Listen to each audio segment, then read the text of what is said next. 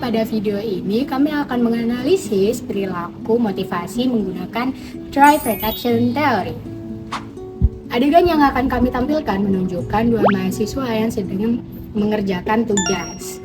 Nah, salah satu dari temannya ini mengajak untuk makan, tetapi ia menolak untuk makan karena dia belum merasa lapar. Setelah beberapa waktu, muncul rasa lapar ditandai dengan bunyi perut, sehingga ia memutuskan untuk makan.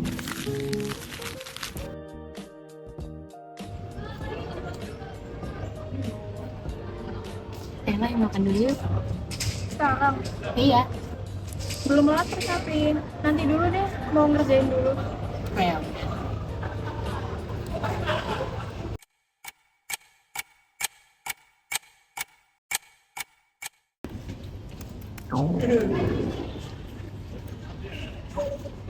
Makan sekarang ya. Iya, Lapar sekarang. banget.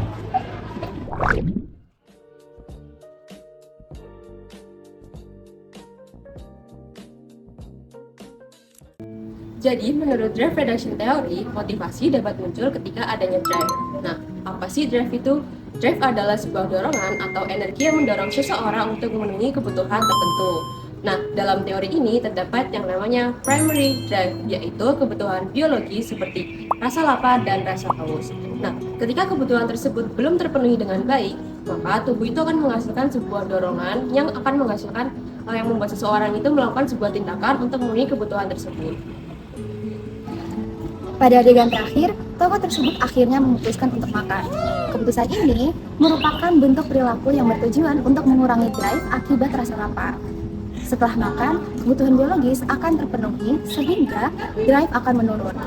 Dengan kata lain, perilaku makan dilakukan untuk mengembalikan tubuh ke kondisi yang nyaman dan seimbang.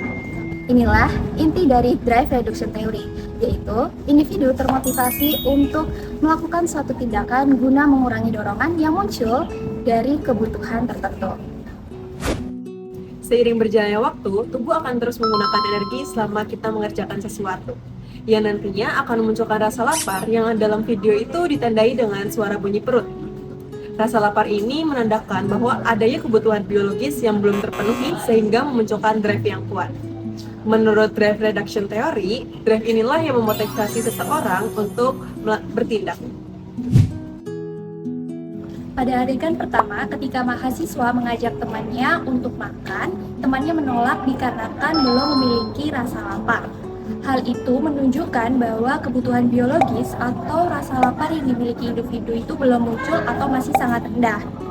Karena drive yang dihasilkan juga semakin rendah sehingga individu ini belum memiliki motivasi untuk makan, sehingga individu ini memilih untuk mengerjakan tugas yang lain. Oke, dari penjelasan yang sudah dijelaskan tadi dapat kita simpulkan bahwa perilaku makan yang dilakukan oleh tokoh itu terjadi karena adanya kebutuhan biologis yang kemudian memunculkan drive atau dorongan. Nah, dorongan tersebut kemudian memunculkan motivasi pada individu yang membuat dia melakukan tindakan makan. Yang kemudian itu juga akan memenuhi kebutuhan individu dan membuat kondisi tubuhnya kembali seimbang. Oleh karena itu, adegan tersebut itu cocok dengan Drive Reduction Theory yang menjelaskan bahwa motivasi itu muncul untuk mengurangi drive yang terjadi dengan adanya suatu kebutuhan.